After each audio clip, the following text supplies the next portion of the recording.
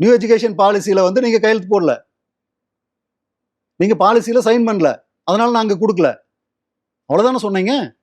இதுக்கெல்லாம் தீர்வா என்னதான் இருக்கும்? இப்ப மத்திய அரசு விடாப்பிடியா இருக்கு, மாநில அரசும் அதை கண்டுக்காம இருக்குன்னா இதுக்கு என்னதான் பண்ண முடியும்? அதுதான் நம்ம ஒண்ணு சட்ட போராட்டம் நடத்துறோம், நீதிமன்றத்துக்கு போயிருக்கோம், சுப்ரீம் கோர்ட்ல நம்மளும் கேவியட் போட்டிருக்கோம்.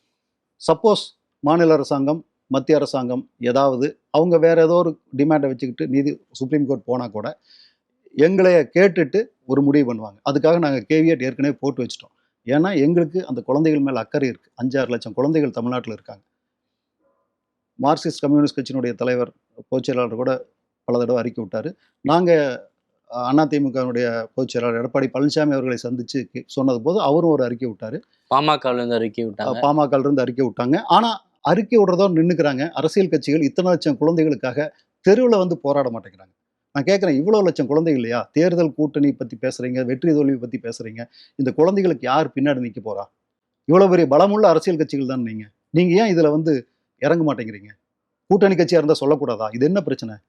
எவ்வளோ பெரிய பிரச்சனை இது சொல்லுங்க. 7-8 லட்சம் குழந்தைகளினுடைய கல்வி அல்லவா? அரசியல் கட்சிகள் ஏன் பேசாமல் இருக்கீங்க? நீங்க ஏன் போராடல? நீங்க ஏன் வீதிக்கு வரல? நீங்க ஏன் அழுத்தத்தை கொடுக்கல?